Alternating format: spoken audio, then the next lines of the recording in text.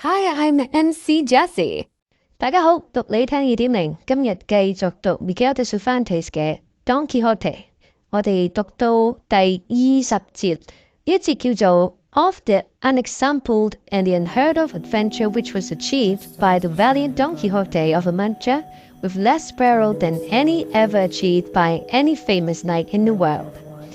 又係一個好長嘅題目，當然啦，就係對佢嘅誇獎嘅。點解呢？就係上一節唐吉訶德就懷抱住佢嘅騎士主義啦，佢嘅妄想又好啦，幻想又好啦，今日刺傷咗人，趕走咗人，令到阿 Sancho 呢就掠奪到佢哋嘅資源啊！咁而呢一班人究竟係咪唐吉訶德心目中嘅敵人呢？佢邪惡嘅騎士咧，當然唔係啊！佢哋只不過係路過。送緊一個死者上路嘅，諗住將佢埋葬啊！但係就俾唐吉訶德咧就打斷咗啦。喺呢一刻，Don Quixote同埋 Sancho 咧相信都係溫飽嘅，因為佢哋掠奪咗資源之後咧就進食啦，咁啊繼續上路啦。咁我哋睇下佢哋接落嚟有啲咩奇遇。跟住我哋交俾 Costa 同大家讀嚟聽。 It cannot be, Signor.But that this grass is a proof that there must be hard by some spring or brook to give it moisture, so it would be well to move a little farther on, that we may find some place where we may quench this terrible thirst that plagues us, which beyond a doubt is more distressing than hunger. The advice seemed good to Don Quixote, and he leading Rocinante by the bridle and Sancho the ass by the halter, after he had packed away upon him the remains of the supper, they advanced the meadow feeling their way, for the darkness of the night made it impossible to see anything. But they had not gone 200 paces when a loud noise of water, as if falling from great rocks, struck their ears.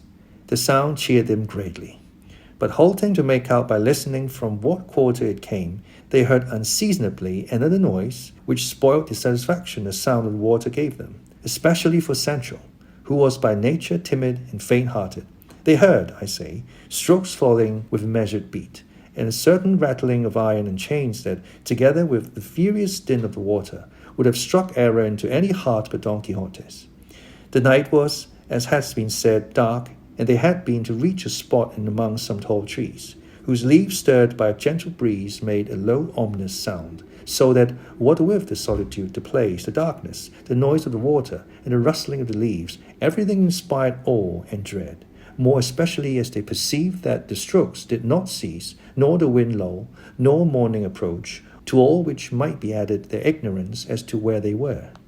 But Don Quixote, supported by his intrepid heart, leaped on Rocinante, and bracing his buckler on his arm, brought his pike to the slope, and said, Friend Sancho, know that I, by heavens, will have been born in this our iron age to survive in it the age of gold, nor the golden as it is called.I am he for whom perils, mighty achievements, and valiant deeds are reserved.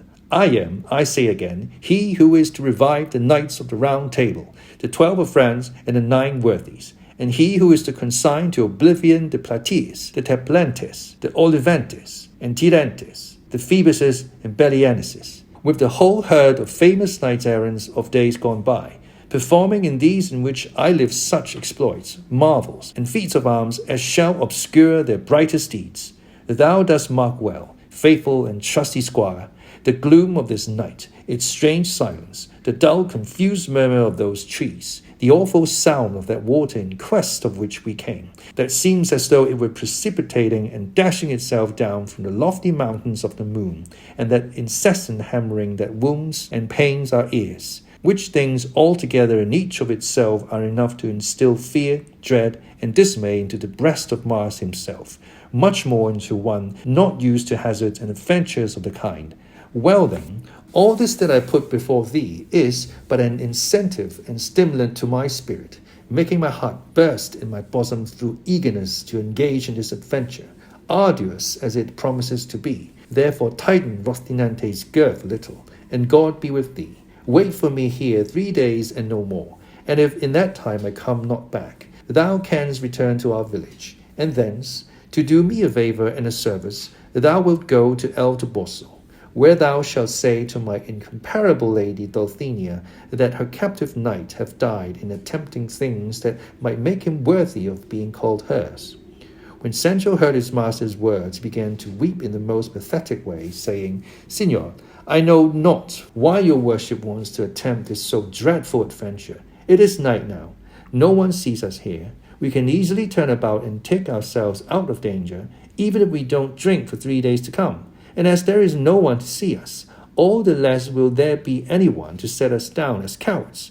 Besides, I have many a time heard the curate of our village, whom your worship knows well, preach that he who seeks danger perishes in it. So it is not right to tempt God by trying so tremendous a feat from which there can be no escape save by a miracle.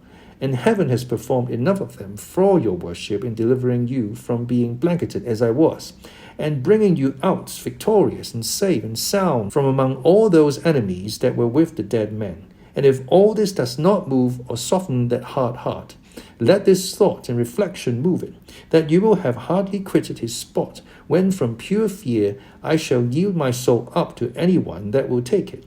I left home and wife and children to come and serve your worship, trusting to do better and not worse. But as covetousness burst the bag, it has rent my hopes asunder. For just as I had them highest about getting that wretched unlucky island your worship has so often promised me, I see that instead, in lieu of it, you mean to desert me now in a place so far from human reach. For God's sake, master mine, deal not so unjustly by me, and if your worship will not entirely give up attempting this feat, at least put it off till morning. For by what the law I learned when I was a shepherd tells me, it cannot want 3 hours of dawn now, because the mouth of the horn is overhead and makes midnight in the line of the left arm.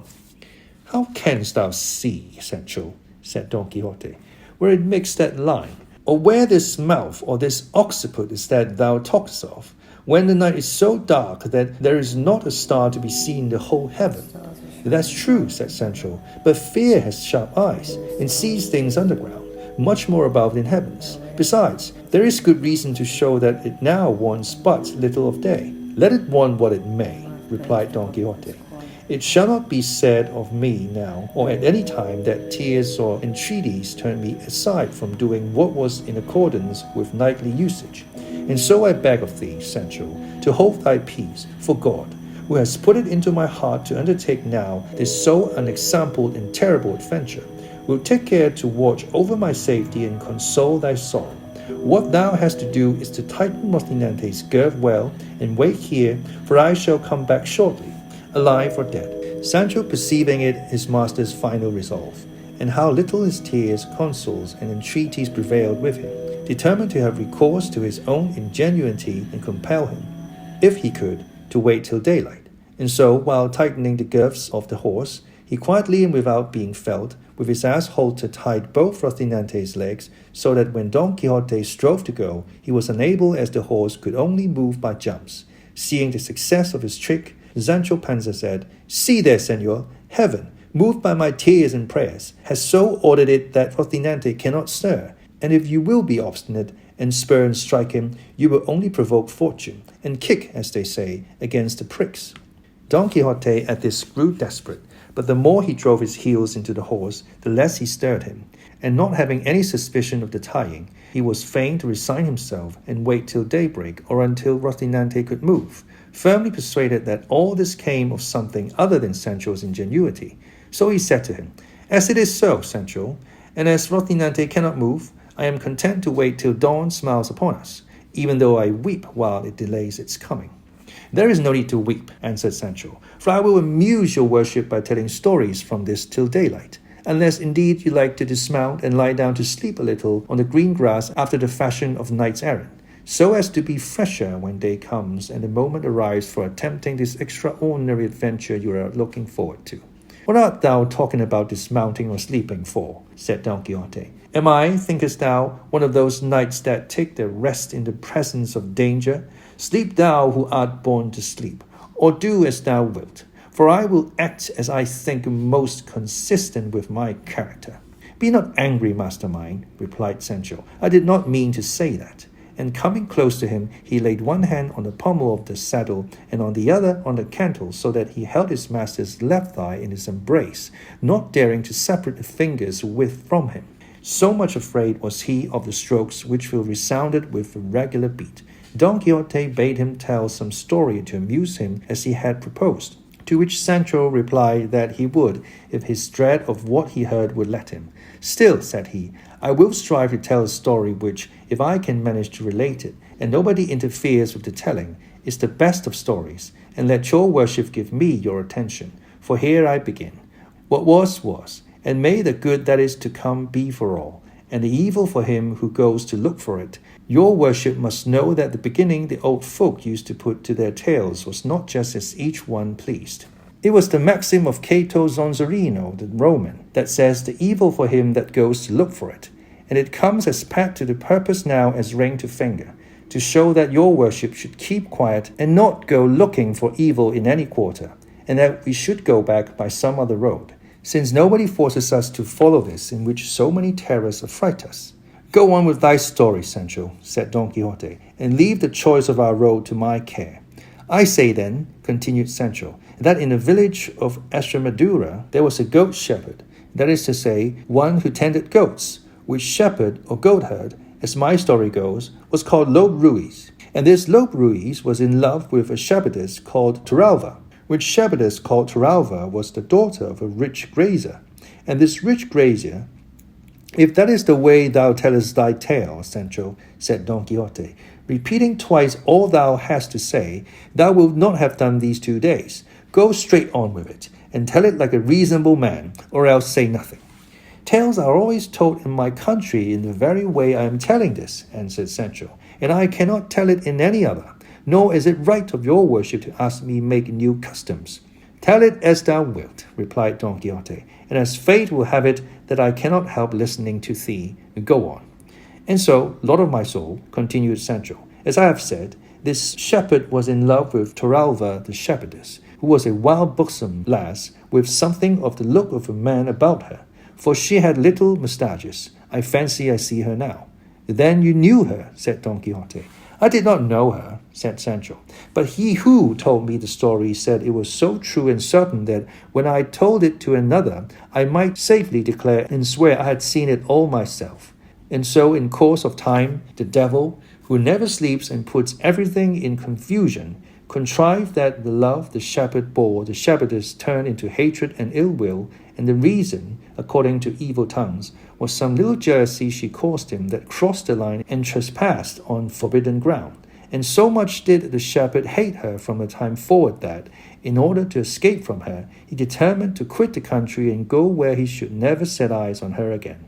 Torralva, when she found herself spurned by Lope, was immediately smitten with love for him, though she had never loved him before. That is the natural way of women, said Don Quixote, to scorn the one that loves them and love the one that hates them. Go on, Sancho. It came to pass, said Sancho, that the shepherd carried out his intention, and driving his goats before him, took his way across the plains of Extremadura to pass over into the kingdom of Portugal. Torralva, who knew of it, went after him, and on foot and barefoot followed him at a distance, with a pilgrim's staff at her hand and a scrip round her neck, in which she carried, it is said, a bit of looking-glass and a piece of comb and some little pot or other of paint from her face.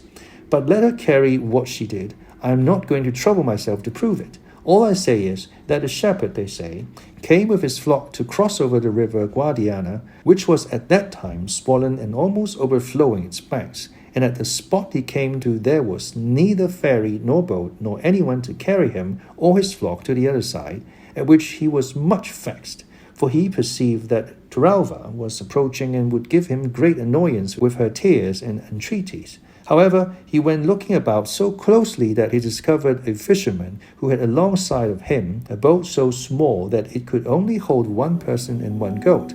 But for all that he spoke to him and agreed with him to carry himself and his 300 goats across. The fisherman got into the boat and carried one goat over. He came back and carried another over. He came back again, and again brought over another. Let your worship keep count of the goats the fisherman is taking across, for if one escapes to memory there will be an end of the story, and it will be impossible to tell another word of it. To proceed, I must tell you the landing place on the other side was smeary and slippery, and the fisherman lost a great deal of time in going and coming, till he returned for another goat, and another, and another. Take it for granted he brought them all across, said Don Quixote. and don't keep going and coming in this way, and thou wilt not make an end of bringing them over this 12-month. How many have gone across so far? Said Sancho.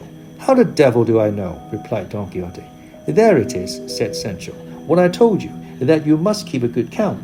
Well then, by God, there is an end of the story, for there is no going any farther. How can that be? Said Don Quixote. Is it so essential to the story to know to a nicety the goats that have crossed over, that if there be a mistake of one in the reckoning, thou canst not go on with it?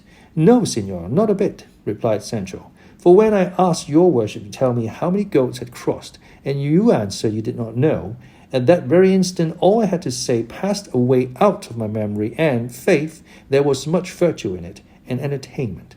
So then, said Don Quixote, the story has come to an end? As much as my mother has, said Sancho. In truth, said Don Quixote, thou hast told me of the rarest stories, tales, or histories that anyone in the world could have imagined, and such a way of telling it and ending it was never seen nor will be in a lifetime, though I expected nothing else from thy excellent understanding. But I do not wonder, for perhaps those ceaseless strokes may have confused thy wits. All that may be, replied Sancho, but I know that as to my story, all that can be said is that it ends there where the mistake in the count of the passage of the goats begins.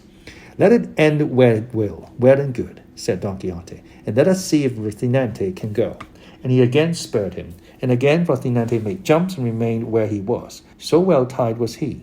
Just then, whether it was the cold of the morning that was now approaching, or that he had eaten something laxative at supper, or that it was only natural, Sancho felt a desire to do what no one could do for him. But so great was the fear that had penetrated his heart, he dared not separate himself from his master by as much as the black of his nail. To escape doing what he wanted was, however, also impossible. So what he did for peace's sake was remove his right hand, which held the back of the saddle, and with it to untie gently and silently the running string which alone held up his breeches, so that on loosening it they at once fell down round his feet like fetters. He then raised his shirt as well as he could, and bared his hind quarters, no slip ones. But this accomplished, which he fancied was all he had to do, get out of this terrible strait and embarrassment, another still greater difficulty presented itself, for it seemed to him impossible to relieve himself without making some noise, and he ground his teeth and squeezed his shoulders together, holding his breath as much as he could. But in spite of his precautions, he was unlucky enough after all to make a little noise, very different from that which was causing him so much fear. Don Quixote, hearing it, said, "What noise is that, Sancho?" "I don't know, Señor," said he. "It must be something new, for adventures and misadventures never begin with a trifle." Once more he tried his luck, and succeeded so well that without any further noise or disturbance he found himself relieved of the burden that had given him so much discomfort. But as Don Quixote's sense of smell was as acute as his hearing, and as Sancho was so closely linked with him that the fumes rose almost in a straight line, it could not be but that some should reach his nose, and as soon as they did he came to its relief by compressing it between his fingers, saying in a rather snuffing tone, "Sancho, it strikes me thou art in great fear." "I am," answered Sancho, "but how does your worship perceive it now more than ever?" "Because just now thou smellest stronger than ever, and not of ambergris," answered Don Quixote. "Very likely," said Sancho, "but that's not my fault, but your worship's, for leading me about an unseasonable hours at such unwonted paces." "Then go back 3 or 4, my friend," said Don Quixote, all the time with his fingers to his nose, "and for the future pay more attention to thy person, to what thou owest to mine. For it is my great familiarity with thee that has bred this contempt." "I'll bet," replied Sancho, "that your worship thinks I have done something I ought not with my person." "It makes it worse to stir it, friend Sancho," returned Don Quixote. With this and other talk of the same sort master and men passed the night, till Sancho, perceiving that daybreak was coming on apace, very cautiously untied Rocinante and tied up his breeches. As soon as Rocinante found himself free, though by nature he was not at all mettlesome, he seemed to feel lively and began pawing. For as to capering, begging his pardon, he knew not what it meant. Don Quixote then, observing that Rocinante could move, took it as a good sign and a signal that he should attempt the dread adventure. By this time, day had fully broken and everything showed distinctly, and Don Quixote saw that he was among some tall trees, chestnuts, which cast a very deep shade. He perceived likewise that the sound of the strokes did not cease, but could not discover what caused it. And so without any further delay, he let Rocinante feel the spur, and once more taking leave of Sancho, he told him to wait for him there 3 days at most, as he had said before, and if he should not have returned by that time, he might feel sure it had been God's will that he should end his days in that perilous adventure. He again repeated the message and commission with which he was to go on his behalf to his lady Dulcinea, and said he was not to be uneasy as to the payment of his services, for before leaving home he had made his will, in which he would find himself fully recompensed in the matter of wages in due proportion to the time he had served. But if God delivered him safe, sound, and unhurt out of that danger, he might look upon the promised island as much more than certain. Sancho began to weep afresh on again, hearing the affecting words of his good master, and resolved to stay with him until the final issue and end of the business. From these tears and this honorable resolve of Sancho Panza, the author of this history infers that he must have been of good birth and at least an old Christian, and the feeling he displayed touched his, but not so much as to make him show any weakness. On the contrary, hiding what he felt as well as he could, he began to move towards that quarter whence the sound of the water and of the strokes seemed to come. Sancho followed him on foot, leading by the halter, as his custom was, his ass, his constant comrade in prosperity or adversity. And advancing some distance through the shady chestnut trees, they came upon a little meadow at the foot of some high rocks, down which a mighty rush of water flung itself. At the foot of the rocks were some rudely constructed houses, looking more like ruins than houses, from among which came, they perceived, the din and clatter of blows, which still continued without intermission. Rocinante took fright at the noise of the water and of the blows, but quieting him, Don Quixote advanced step by step towards the houses, commending himself with all his heart to his lady, imploring her support in that dread pass and enterprise, and on the way commending himself to God too, not to forget him. Sancho, who never quitted his side, stretched his neck as far as he could, and peered between the legs of Rocinante to see if he could now discover what it was that caused him such fear and apprehension. They went, it might be, 100 paces farther, when on turning a corner the true cause, beyond the possibility of any mistake, of that dread-sounding and to them awe-inspiring noise that had kept them all the night in such fear and perplexity, appeared plain and obvious, and it was 6 fulling hammers which by their alternate strokes made all the din. When Don Quixote perceived what it was, he was struck dumb and rigid from head to foot. Sancho glanced at him and saw him with his head bent down upon his breast in manifest mortification. And Don Quixote glanced at Sancho and saw him with his cheeks puffed out and his mouth full of laughter, and evidently ready to explode with it. And in spite of his vexation, he could not help laughing at the sight of him. And when Sancho saw his master begin, he let go so heartily that he had to hold his sides with both hands to keep himself from bursting with laughter. 4 times he stopped, and as many times did his laughter break out afresh with the same violence as at first. Whereat Don Quixote grew furious, above all when he heard him say mockingly, "Thou must know, friend Sancho, that of heaven's will I was born in this our iron age to revive in it the golden or age of gold. I am he for whom are reserved perils, mighty achievements, valiant deeds." And here he went on repeating the words that Don Quixote uttered the first time they heard the awful strokes. Don Quixote then, seeing that Sancho was turning him into ridicule, was so mortified and vexed that he lifted up his pike and smote him 2 such blows that if, instead of catching them on his shoulders, he had caught them on his head, there would have been no wages to pay, unless indeed to his heirs. Sancho, seeing that he was getting an awkward return in earnest for this jest, and fearing his master might carry it still further, said to him very humbly, "Calm yourself, sir, for by God I'm only joking." "Well then, if you are joking, I am not," replied Don Quixote. "Look here, my lively gentleman, if these, instead of being fulling hammers, had been some perilous adventure, have I not, think you, shown the courage required for the attempt and achievement? Am I, perchance, being, as I am, a gentleman, bound to know and distinguish sounds and tell whether they come from fulling mills or not, and that when perhaps, as is the case, I have never in my life seen any as you have, low born as you are, that have been born and bred among them?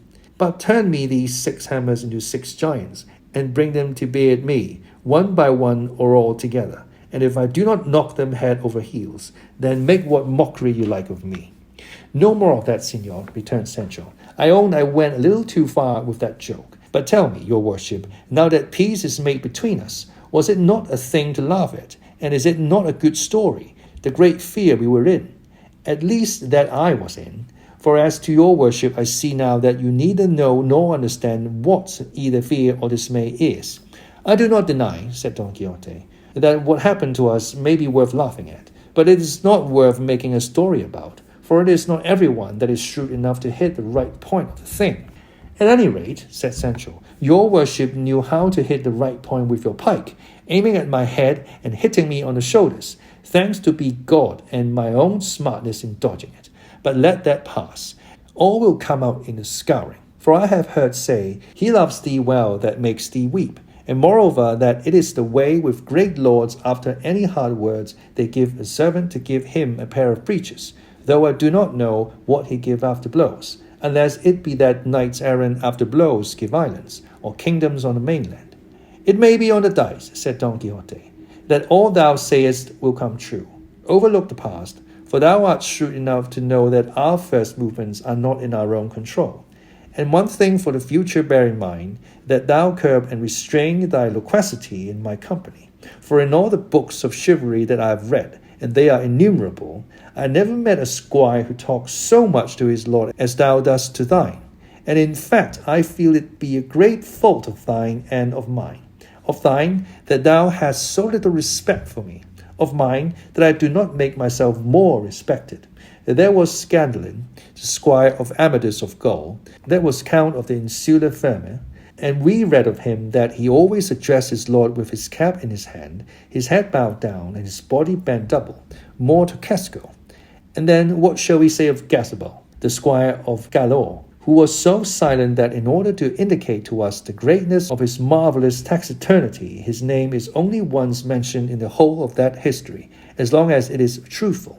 From all I have said thou wilt gather, Sancho, that there must be a difference between master and man, between lord and lackey, between knight and squire, so that from this day forward in our intercourse we must observe more respect and take less liberties, for in whatever way I may be provoked with you, it will be bad for the picture. The favours and benefits that I have promised you will come in due time, and if they do not, your wages at least will not be lost, as I have already told you. All that your worship says is very well, said Sancho, but I should like to know how much did the squire of a knight-errant get in those days, and did they agree by the month or by the day like bricklayers? I do not believe, replied Don Quixote, that such squires were ever on wages, but were dependent on favour. And if I have now mentioned thine in the sealed will I have left at home, it was with a view to what may happen. For as yet I know not how chivalry will turn out in these wretched times of ours, and I do not wish our soul to suffer for trifles in the other world. For I would have thee know, Sancho, that in this there is no condition more hazardous than that of adventurers. That is true, said Sancho, since the mere noise of the hammers of a fulling mill can disturb and disquiet the heart of such a valiant errant adventurer as your worship. But you may be sure I will not open my lips henceforth to make light of anything of your worships, but only to honour you as my master and natural lord. By so doing, replied Don Quixote, shalt thou live long on the face of the earth, for next to parents, masters are to be respected as though they were parents. 唔該晒 Costa。好，呢一節咧就出現咗個笑話啦，咁啊Don Quixote就有啲捕風捉影啦，嚇咗自己一跳，聽到啲流水聲，咁啊以為係啲咩威脅到佢生命嘅事，點知原來咧只不過係一啲取發出嚟嘅聲音啫，就引嚟咗新組嘅訕笑啦，或者笑得太過火啦。Don Quixote咧又再一次咧需要確立佢呢個騎士一個主人嘅威嚴，咁啊訓斥咗新組，咁啊新組咧亦都照單全收。咁當然啦，當中都要提到佢對於作為一個侍從嘅人工啦，究竟有冇咁樣一回事啦？咁而對於呢樣嘢咧，Don Quixote不置可否，輕輕帶過啦，因為佢身上身無分文嘅呢一刻。好，我哋睇下有啲咩三字同大家分享下先。Din D-I-N Din 名詞嚟嘅，a loud, unpleasant and prolonged noise 文中喺開頭有提到嘅 din of water 水嘅嘈雜聲。instill 動詞嚟嘅 gradually but firmly established in the person's mind 灌輸啦，呢個係比較多啲用嘅解釋啦。咁但係文中咧嘅 instill 咧就係另外個解釋喎，個意思係 put into something in the form of liquid drops 滲透啦、滴透啦咁樣。unwanted unwanted 就咁睇個串字啊，以為係副詞，但係佢唔係，佢係形容詞嚟嘅，意思係 unaccustomed or unusual 不尋常。好，呢一節嚟到呢度，下一次再同大家讀你聽，拜拜。If you like this video, make sure to comment, like, share and subscribe to our channel. Until next time.